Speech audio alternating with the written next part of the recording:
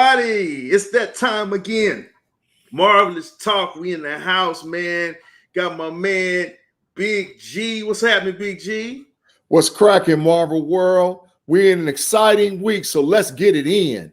Absolutely, man. It's your boy Dame, our boy Mod, man. He's not with us tonight. We're sending love to him. But listen, you know how we keep it rolling. You know, I think he did tag. I was in the Upper Peninsula of Michigan. I think he floating around somewhere. but Yeah. we'll put our one to twin powers, actually one to triplet powers back together in a little bit when he gets back on, man. But listen, like G said, man, there's so much going on, and we definitely gonna get into it on this episode, so you don't want to miss it. But before we get into that, man, you know how we do. We gonna get into this.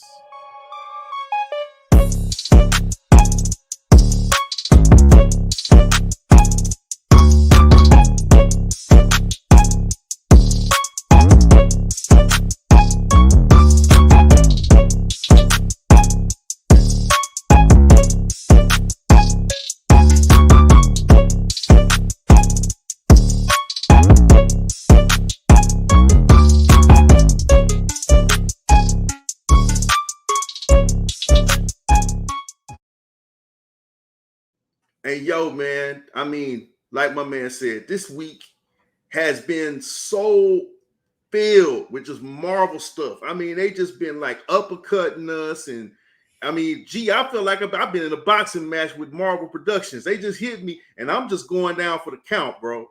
Hey, Dame, remember when we was kids and we used to see that show called The Banana Splits? And they said 1 banana, 2 banana, 3 banana, 4. That's what it feel like for the whole week. It's been like 1 Marvel, 2 Marvel, 3 Marvel, 4. Right? So, yeah, for sure, man. Yeah, man. So, I mean, the first thing that we got in, like I said, we got a jam-packed show, y'all, so we just going to get to it.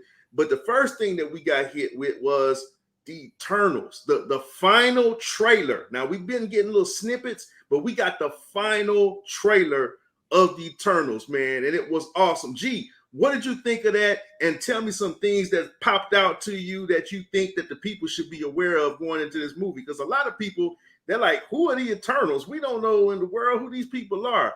Break them off, man. Let them know what it's all about. Yeah, without going too deep and letting you guys go down in the rabbit hole where the environment is just too high of an altitude for you to handle, I'm just going to give you a little quick synopsis of what's going on. The Eternals were created by the Celestials, and the Celestials is who created the expanding Marvel universe that we see over and over and over again. They were created to protect our Earth or our Earth realm from the deviants. And also we're called upon for when it's time for the Celestials to come back to the earth to judge whether or not life can continue to go on. So there's multiple Eternals. They live forever. Most of them are like 7, 8, 9, 10,000 years old. Of course, if you've been following our show, you know that Thanos is an Eternal. But, you know, that's just a little synopsis. But the trailer, you guys, was off the hook. I'm telling y'all, we are in for a huge treat with these next 3-4 production things that's going on with Marvel, right? Couple little snippets. The deviants that they showed in their trailer with their fighting was just unbelievable, man. You talking about comic book 101. They set us up on a path where I think we're going to see the fall of Lagoria and Atlantis, which Atlantis is a sub-city inside of Lagoria. Because for you guys, I'm going to give you a secret. The deviants existed on the earth before humanity did. So I think we're going to see the fall. And I think that was the water that you saw called caving in. And I also think we're going to get all the loose ends tied on. And because they even said it, where were they at when Thanos attacked the earth? Where were they at when the Avengers? So we're going to get all those little loose ends. And I'm going to make a bold prediction. I think and believe this is where we're going to find out about the X gene that's inside of people that creates mutants. But that's just me guessing. I can see it, G. Hey, man, now I'm going to ask you something, man. I don't know I haven't really studied how comic accurate it is, but the very beginning of the trailer, they set up something called the emergence. They said that when the thing dropped, Now, is that meaning that the beginning of the forming of a celestial that's going to overtake the planet? That's what my take was just looking at the trailer. Well, what it is actually there's a host that actually happens every so often, because what the Celestials do is they go to each planet and they put life on it, right? So the Eternals in this particular situation for the Earth planet, their job was to come to the Earth and not just protect humanity, but fast forward humanity. That's what you saw in the trailer where the lady hit the ground and the water came up out of the ground and vegetation and all that stuff grew. Their job was to fast forward humanity, so then that way the Eternals could the Celestials could figure out if life was worthy to be on that planet. So what that fall of that rock, I believe, was one of the past hosts where the Eternals came and they said, hey, look, it ain't right. But I believe that's where you're going to see where the Deviants had control of the Earth and of the planet. Right. And they wiped them out. And that was the fall of their great city, along with the city of Atlantis that sunk to the bottom of the ocean. So I think that's going to be some of the back scenes that you see. And that's 150% comic book accurate. I mean, the trailer lines up with the comic more than any Marvel movie I've seen to date. Wow. So this stuff is like on point for the comic book heads. That's just what I'm seeing. Interesting, man. So listen, y'all. Don't sleep on Eternals. It's coming out soon. It's right after Shang-Chi's the next feature movie that comes out, and it is paramount for where we're going. I think it's gonna set the tone. It's gonna give us a little primer on a lot of things that we're gonna see happening, man. I think, I might make a little prediction too, man. You think we might see a mention of Rama Tut, aka another version of Kang? I believe so, Dane.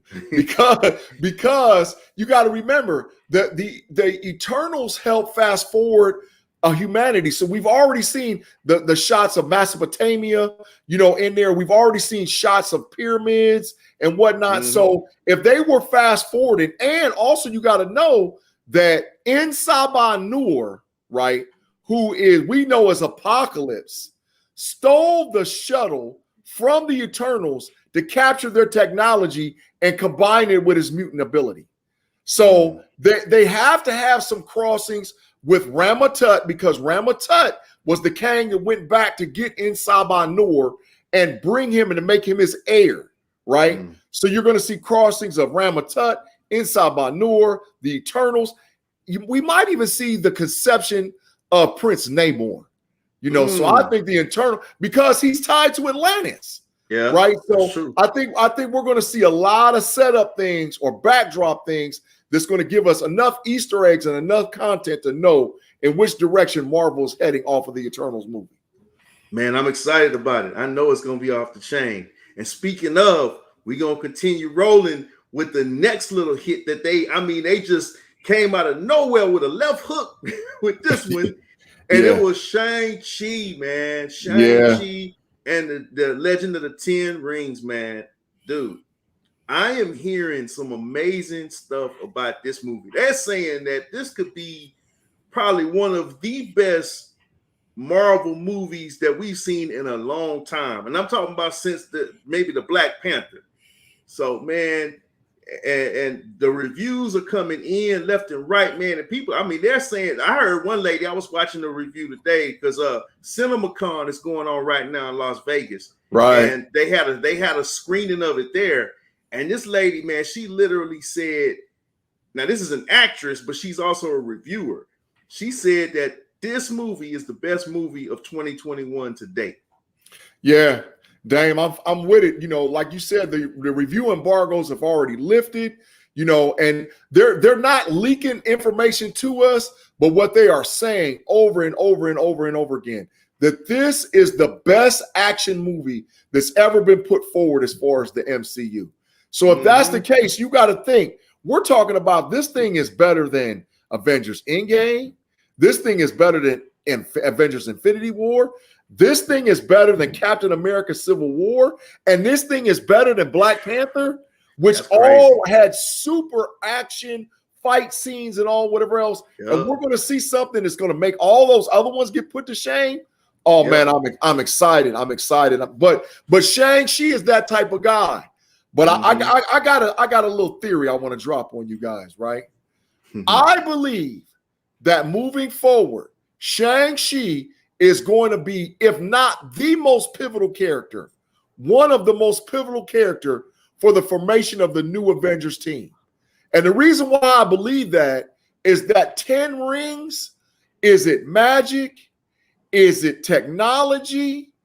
What in the heck is the 10 rings? Right? And so guess what? I think that this 10 rings, because we already know that we got Doctor Strange in the Multiverse of Madness, right? Right. We already know that Wanda is around messing up all kind of stuff, right? So what else do they need but something like the 10 rings to fight Wanda, right? So I think I'm making a bold prediction. I don't know. I ain't heard no Easter eggs. I mean, I don't know. But I believe that if not in the movie, in one of maybe multiple post-credit scenes, that we're going to see Shang-Chi get inducted to the Avengers team right away.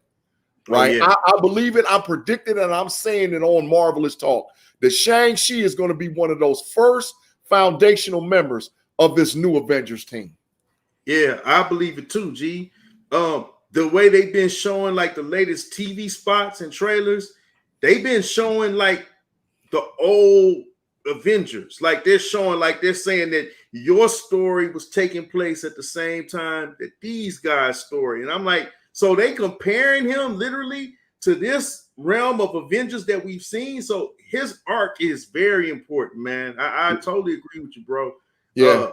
And moving forward, he's going to be very, very, very pivotal for where we're headed, both in the realm of what the Avengers are going to have to fight, and just them as a team, man. But I am amped about Shang-Chi. I don't know a whole lot about him. I just know that he's probably one of the coldest martial artists in Marvel.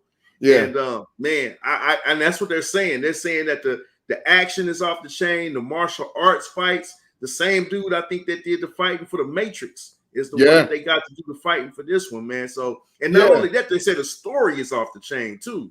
Well, Damon, it makes sense because this is just me because I'm a comic book head, right? Shang-Chi was modeled like when the comic book came out in the 1971, 1972 run. Shang-Chi was modeled after Bruce Lee because the issue of Bruce Lee was so big, throughout the United States of America, and there was just a craze with Americans on that whole Eastern view and the martial arts and fighting and all whatever else. So now if you can turn a Marvel hero into like a kung fu artist with some powers and some stuff, we don't really know what if he can or he can do. I don't know. But hey, so one thing that my brother told me off camera, and I believe him on this one, man. He said that he believes that Shang-Chi is the Captain America of this new generation of Avengers.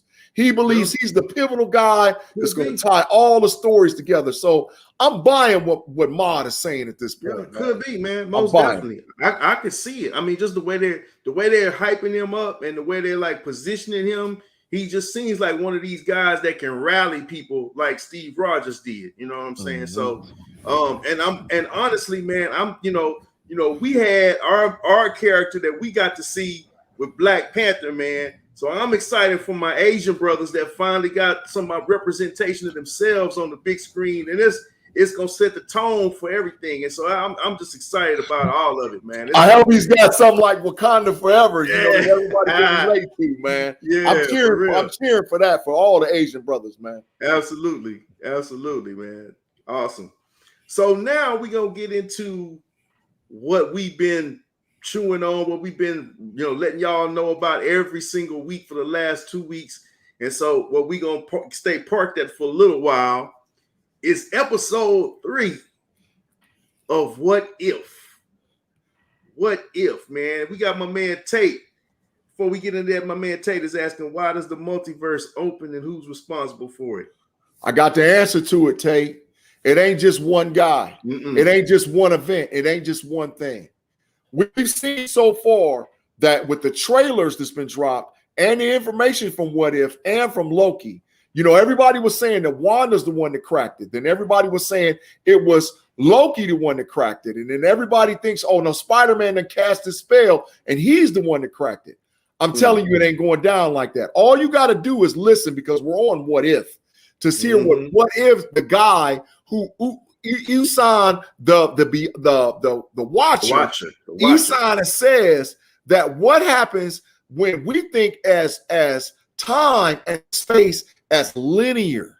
We think it's all tied together this way, but in all actuality, every line and every spectrum has a line that's connected to a line that's connected to a line that's connected to a line.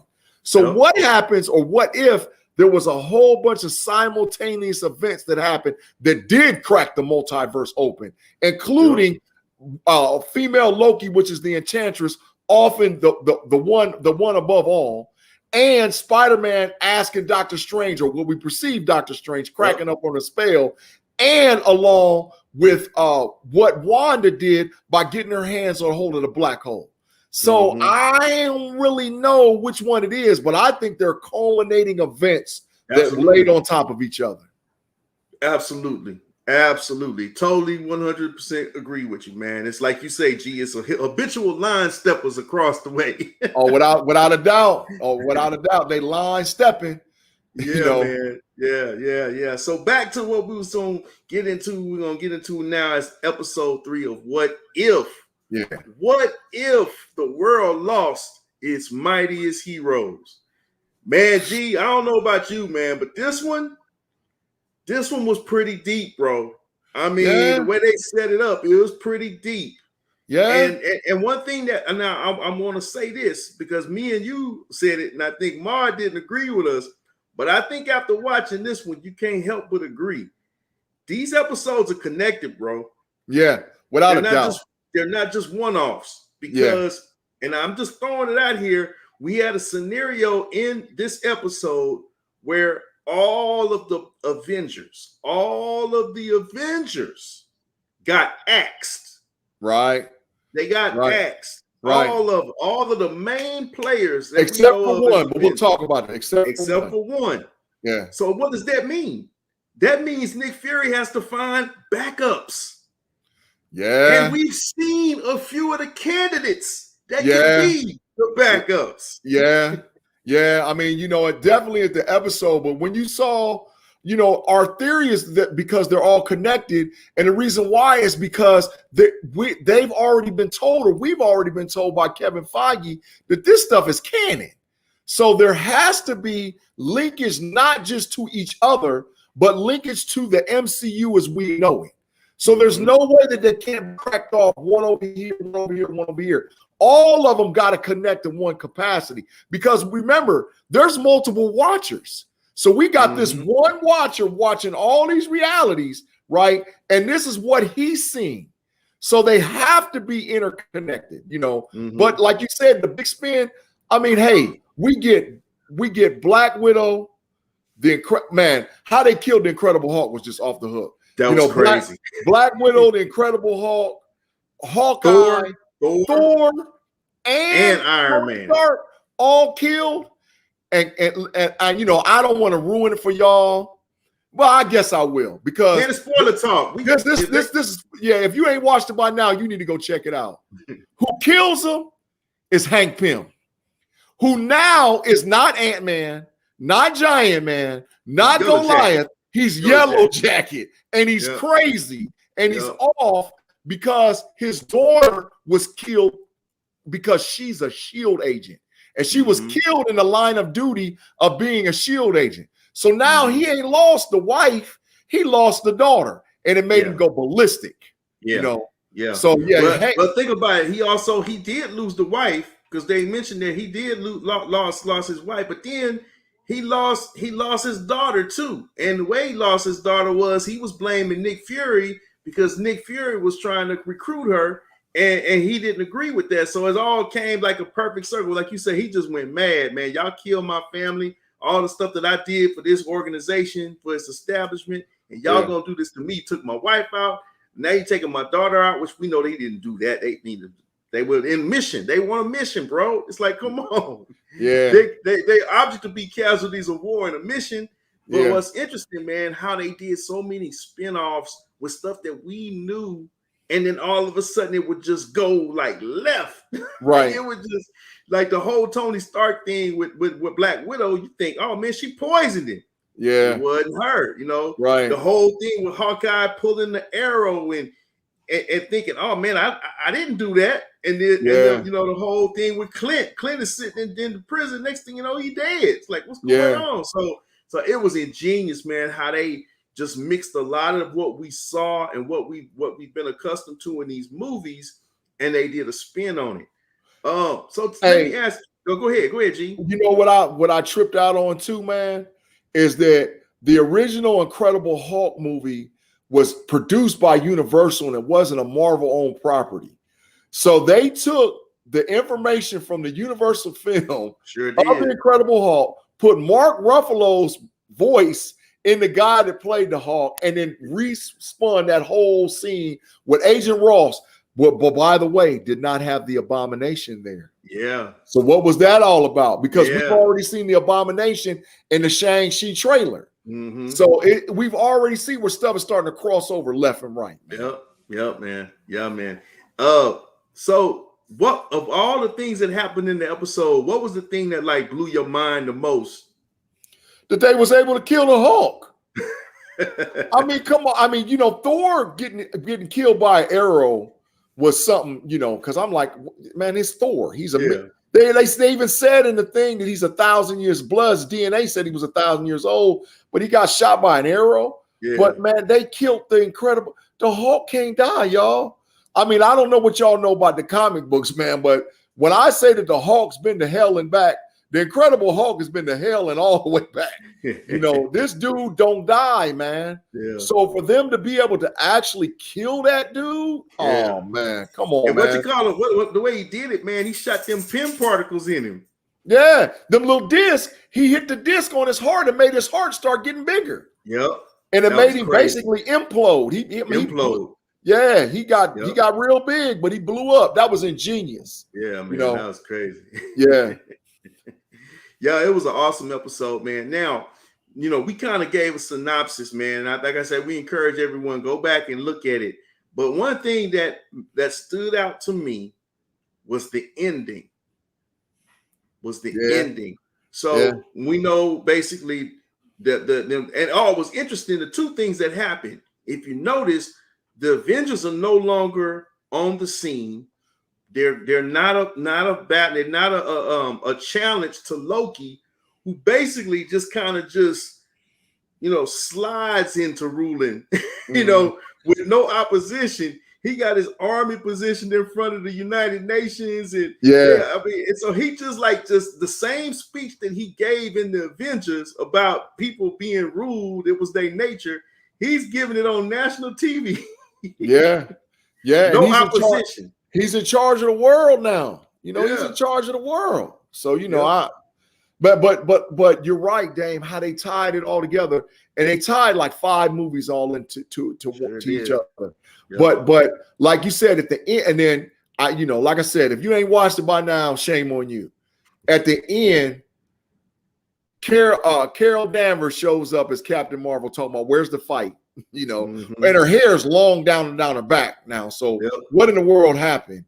And Nicholas Fury is inside the ship and wipes off the shield and he says, "Welcome back, Cap." Well, wait a minute. We saw Captain Britain come through the portal.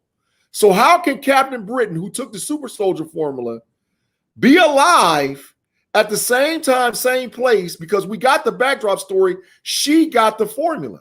So where in the world did they get this Captain America from? And how did he get in the ice, man? So this stuff is getting weird, man. It's getting real weird. That's crazy. But Val told us, she said things is going to get weird. Yep. Yeah. So now Nick is going to have 2 captains at his disposal in this new Avengers team that he's going to put together. And you know what, G? I'm going to tell you what really stood out to me as I was looking. And as soon as I saw it happen, I was like, oh, when Tony Stark died. Now we know there's an episode where Killmonger and Stark are going to be together. Right. But that's based on Iron Man 1. Right. The scene that we saw in this episode was Iron Man 2. Yeah. So with him gone, and you got Killmonger. That's how they bring him in on the team as well. I don't know, but I just was like that kind of made me draw attention to that upcoming episode. Well, damn, you got to remember too. We also saw a Black Panther walking around with that gold thing in the little boxes. So who in the heck is that? That was Killmonger. And we also saw a zombie-looking Captain America fighting James Buchanan Barnes. Mm-hmm. So what the heck is, I mean, like, listen, the show is correctly titled. What if, and it's great, man. I mean, it's really great. You're supposedly going to have an episode of Spider-Man, the zombie killer, wearing Doctor Strange's cloak of levitivity. Yeah. So, and he's supposedly going to be fighting zombies. So is this the Captain America zombie-looking creature? Is he the leader of the zombies? I don't know, man. But like you said, it's amply named correctly. What if? Right. And we know we're going to get 9 episodes. Yeah. So we're just now on episode 3. We got 6 to go. Shang-Chi's going to come and go, right? Mm-hmm. And What If's still going to be rolling. So I'm really interested to see how the end, because they got to put this thing all together. How this What If thing all together is just going to launch us into the Eternals and Spider-Man No Way Home, man. Mm. I am so excited to see that, man. Crazy, man. It's crazy, crazy.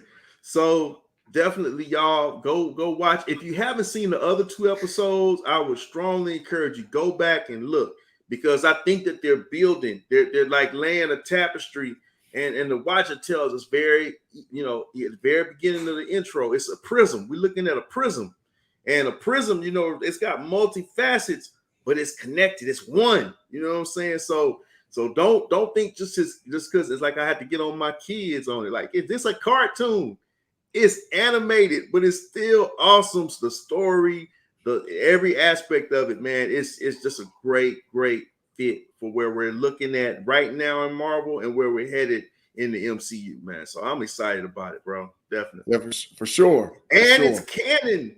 Don't forget, it's not just the one-off. It's canon to the MCU. You're going to see some of these same cartoon characters. You're going to see them on the big screen in real life, man. So it's good stuff. It's good stuff, man. Good stuff. All right, man. So I guess what we're going to get to now is what we got hit with this week. Yeah. The bombshell. The bombshell. Yeah. We've been waiting, and we finally got it. Finally got it, man. Teaser trailer for Spider-Man No Way Home. G, tell me. Now I'm gonna go look real quick, but just while I'm looking, tell us what your initial thoughts of the trailer was. I'm just gonna be honest. I teased my brother and my nephew off camera, and I'm talking about, like the Key and Peele, where he was talking about, I'm so excited, I'm so scared because I don't want them to blow it, man. You know what I'm saying? I mean, they set this up, and I mean, like, as far as a comic book head and actually seeing the Spider-Verse come to the big screen and all this stuff, I mean, they're showing it to us right now. So my head was just blown. I mean, I literally probably watched this trailer, y'all, probably about 20 times. I watched it with my kids. I slowed it down. We put it on our big screen TV because I saw some interesting stuff in the background, and my daughters and my kids pointed it out. And like even Mod, told us off camera, he was like, man, I watched this thing 5, 6, 7, 8 times already, man. Yeah. So I'm like, man, y'all, listen, they got an opportunity to do something that's just unbelievable. I mean, Kevin Feige is literally taking all of the Fox mistakes and going to push it into the MCU, make it canon. And I'm like, oh my God, here we go. So get this, G. And this thing hadn't been out. It's not been out 48 hours. I think it came out. It's I think it came out, if I remember watching the clock, it may have been like 10 o'clock on the 23rd, when it came out. Yes. It came On out really 8/23. late. Yeah. Mhm. And since that time, it has been viewed on YouTube, on Sony's official. Now, it's been on multiple sites, but I'm talking about Sony's official YouTube channel that put it out. It's been viewed 46 million times. Yeah. That's insane, bro. Yeah, that's breaking the internet, man. That's insane. That means that the trailer is up there with the views for the Avengers Endgame. Absolutely. The numbers are, if they're not the exact same, they're very similar. Yeah. And by the time me and you wake up in the morning, there'll probably be 60 million. Yeah. Yeah. Like I said, I'm so excited. I'm so excited. Yeah. So tell me, man, what was some takeaways that you got from the trailer? Just what stood out? What stood out? Then we got a little image on the screen that I think was the first thing that came to our mind. If you guys remember this, tell them what that's from, G. Man, that's from WandaVision, man. Episode 1. Right, and they looked at the calendar, and Vision was like, and Wanda, what's that special day that we see and all whatever? What you can't see at the top of the screen is the month is August, right? And it's 23rd, and you got a heart wrote on it. How in the world do you got a heart wrote on August 23rd, the exact same day that the Spider-Man No Way Home trailer drops? Remember, Kevin Feige does nothing by accident. Kevin Feige is the setup king, right? Yeah, he is. And I'm telling you, he told us all along what was coming. We just couldn't see it. We couldn't see it. So I'm loving that whole tie one thing from the beginning of one thing all the way into another. Yeah. The interesting thing was the night before, I started seeing all these stories about Spider-Man trailer leaked. And I was trying to tell my wife, I was like, baby, they don't allow nothing to get leaked if it's not on purpose. Right. So the very next day, bam, here comes the trailer. So it was definitely in the plans. They definitely had it in the plans. They was playing with our emotions, and so they finally Dang, it was premeditated line stepping. It was premeditated line stepping. What's Tay say? How does Mysterio expose Peter Parker as Spider-Man? What part does Jamie Foxx play? Oh yeah. Go ahead, Dan. Go back and watch Far From Home, Tate. At the very end of Far From Home, you see what Mysterio did to Peter Parker. It was horrible, and it set the tone for where we're going in this movie. And as far as Jamie Foxx, he's gonna be playing what he played in the Amazing Spider-Man iteration with what's my man's name? Tom Hiddleston. Garfield. Or was it Andrew Garfield? Andrew Garfield. Yeah, he played in the Amazing Spider-Man. He played Electro, and he's gonna be playing the same role. So they're interesting. If you notice, they're bringing every villain, every keynote Sinister Six villain. They bringing them all back. You know, you got Doc Ock, who was in the trailer. He was actually in the trailer. Yeah. Then you've got that you had the hint of the Goblin because you saw his bomb and heard William Dafoe's voice. Yeah. So that was crazy. I wasn't expecting that at all, man. We could possibly have a Sandman because there was this whole little storm of stand, man. It looked crazy. Yeah.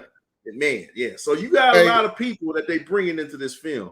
Right, but damn, how he set it up was just like off the hook, man. You know, you got the whole setup is after you see the roof scene with MJ and Spider-Man and and J. Jonah Jameson talking that mess. We go to this scene you see on the screen.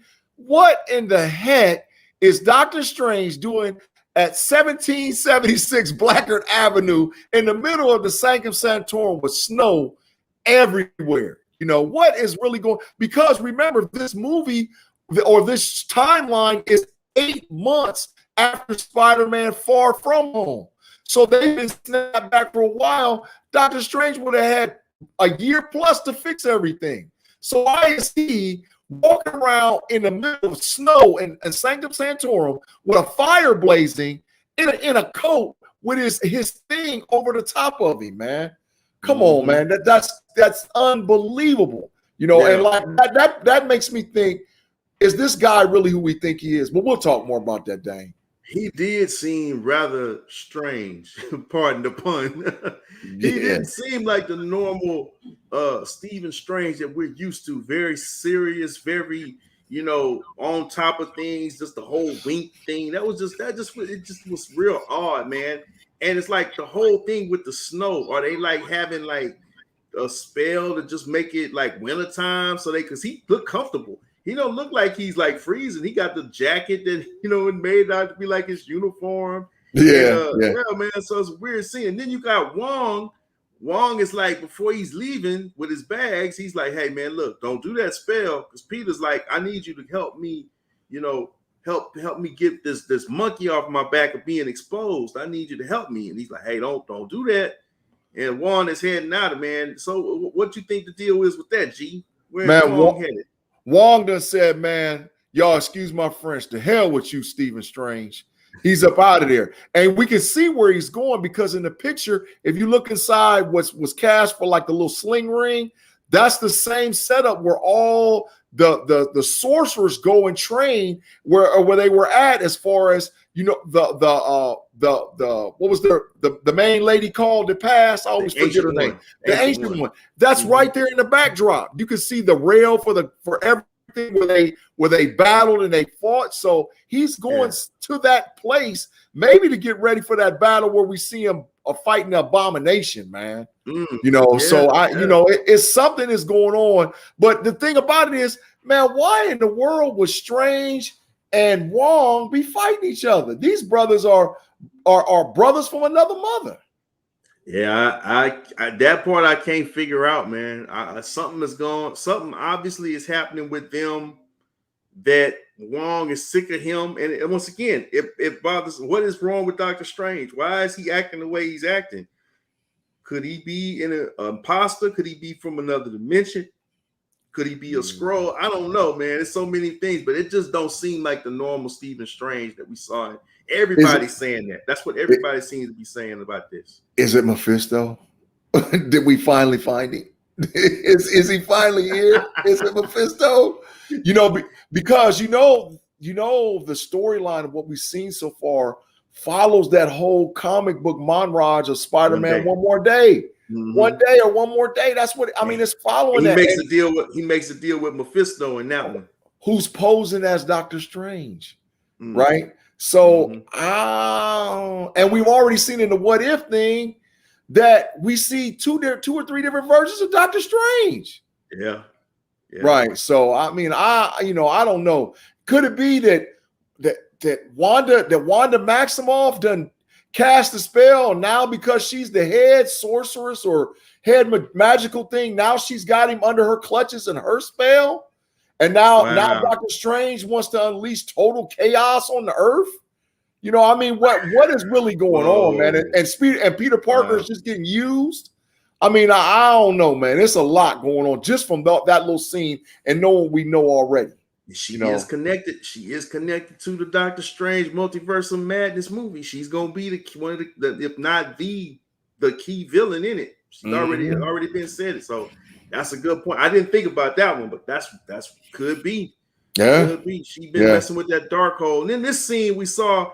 So he's basically doing a spell to help people forget that Peter is Spider-Man, and Peter, I think, is the reason the spell goes awry because he's telling them to hush, you know, be quiet. And he's trying to do it, and Peter's, you know, giving all these conditions. Well, I don't want MJ to forget, or I don't want my boy, you know, I don't want him to forget, and I don't want my aunt to forget. So he's throwing all these little scenarios, and then just something just weird happens.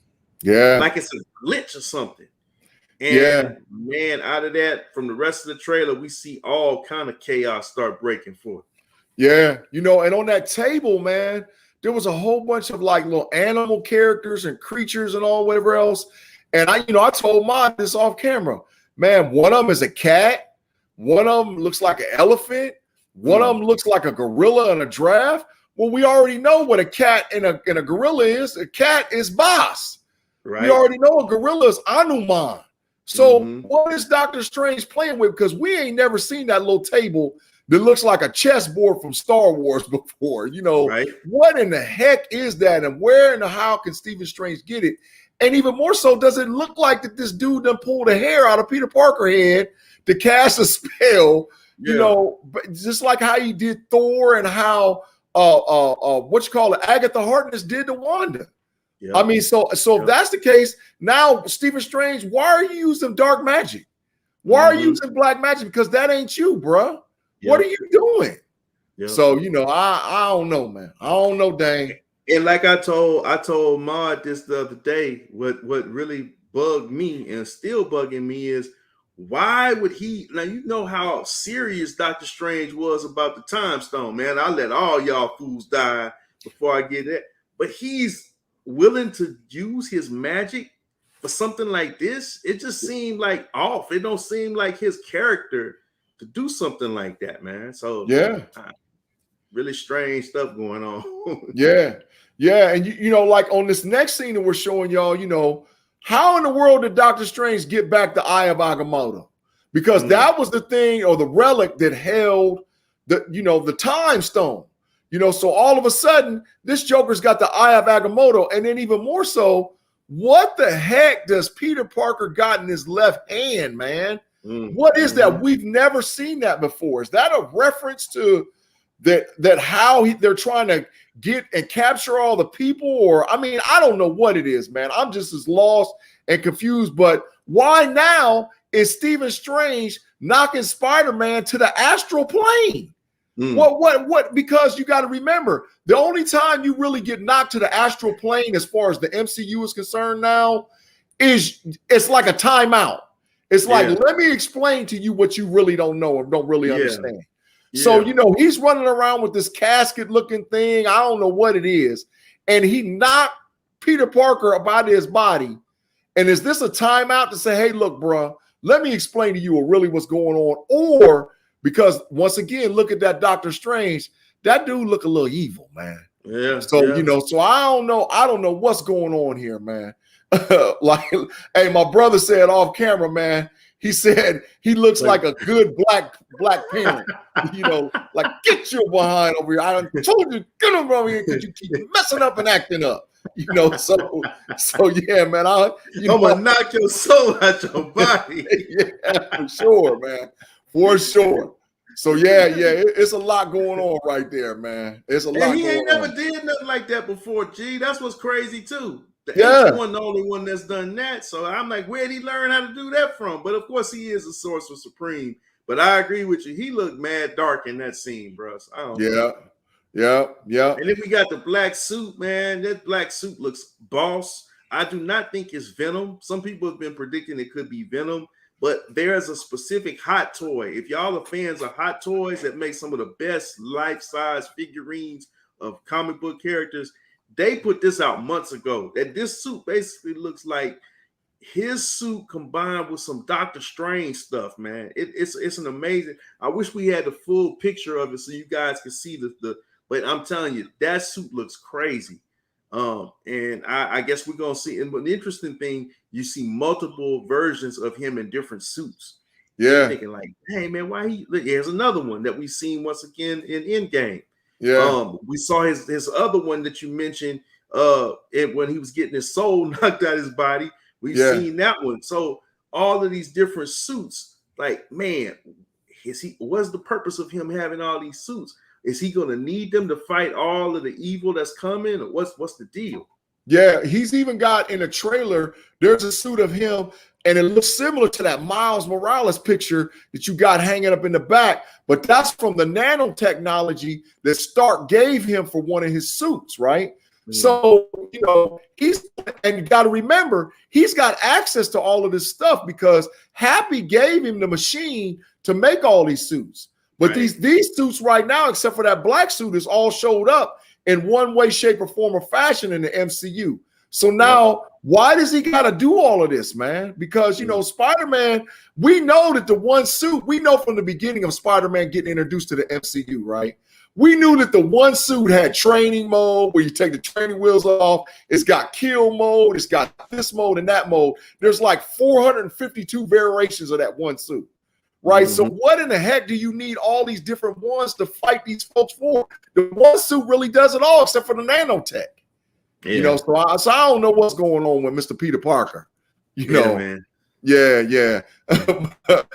Hey, Ma said, hey, just to let y'all know, they all even smell like a new car. So maybe Peter Parker's trying on one suit after another to get that new car smell in his nose. I don't know. Maybe that's what's going on, but we're gonna find out. Yeah, man. And that's, you know, we got more shots of could possibly Electro, could possibly Sandman working together. Yeah. Don't know. Yeah, but that's definitely lightning, and that's definitely some Stan in the background there. So yeah, could be. There's another picture, you know, with the sand forming a hand and lightning striking the sand. Did you know that's not on this caption that we got? So you know when the sand in the hand is formed, we know that Sandman and lightning. And remember, this lightning is not like white lightning. It looks like Electro's lightning. It's got the tint and the color and everything to it. So we definitely know Easter egg on top of Easter egg that this is Electro and Sandman. You know, for sure. Interesting thing. And then, of course, the Green Goblin, his bomb, and heard his voice. Yeah. The original actor, William Dafoe, heard his voice. I did not see that one coming. I got super hyped when I saw that. Yeah. Because if you notice, and then, of course, you got the last shot where we saw a dude that had been telling people forever that he was going to be in this movie. He's such a liar. He's such a liar. He's the biggest. He was getting on Feige's nerves. So we finally got his little 15 seconds of fame. Yeah, bro. We know you're in the movie. Congratulations. Yeah. He's the biggest liar. But you know what? That's how Marvel does their people, man. If you tell it, you cancel forever. Yeah. You know, and Kevin Feige ain't the type of dude you want to be trying to get yourself canceled forever. Side story I heard that made me laugh that you just said that my man Owen Wilson, who we know played as Mobius in the Loki series, he said last week in the interview that he just mentioned in passing to some friends of his in the interview that he had a mustache in his role in Loki as Mobius. And man, he said he got a mysterious message, came out of nowhere, but he knew who it was from. The message said, "Strike one." Yeah, Big Brother is paying attention, bro. You know, we watching you, but like you said, who wants to blow a $400, $500, $600, $700 million money making opportunity, man? Right. You know, so I understand, but like I said, he's such a liar. You know, you ain't got to be no liar about that, man. But I understand. I get what the man is talking about. I understand it. Hey, but we got a clip on here that there's a clip, and I want you all to go back and watch it. It's about at the 1 minute mark of the trailer. Slow it down. If you can put it on your big screen, look at it, right? It's Spider-Man in the area where the lizard jumps out at him from the back. And it's so now we got Doc Ock, Electro, Sandman, the Lizard, and the Green Goblin. There's always got to be 6. So who's the 6th member of the Sinister Six? Right? And will we get all 6 on the big screen? I'm telling y'all, if it happens, I'm going off. And one thing they did not do at all, they referenced no other Spider-Man. Now, is that by design? If you ask me, and I'm sure if you ask G, we'll say, oh, yeah, they're not going to pull out the cards. But I don't see that no way Tom Holland by himself can fight all these folks. Ain't no way. Ain't possible. You know what I'm saying? Ain't no way. So they threw out the bone. It is indeed the teaser trailer, but I'm sure when we get the full trailer, we gonna see some stuff that might lead us to believe that there's more than one Spider-Man in this film. So y'all, we gonna definitely keep you posted on it, man. I mean, like I said, between the stuff that me and G just shared, this stuff that just happened in the span of a week. Yeah. So next time y'all see us, 7 there's no days. telling, there's no telling what's gonna come up, but you can be sure we gonna cover it right here on Marvelous Talk, man. So listen, we gonna bounce on out of here, man. On behalf of myself, Big G, our boy Ahmad, that's gonna be with us and on the next episode. Listen, man, y'all want y'all to subscribe if you're not already subscribing, man, and hit that bell so you know when we putting up new content, man. We do it for you. We do it because we love Marvel, man. But keep it locked. We got great stuff coming. More episodes of What If that we're gonna be covering the next week, and definitely going into September, we're gonna give you that full review on Shang Chi and the Legend of the Ten Rings, man. So listen, until next time, we out. Peace. Peace.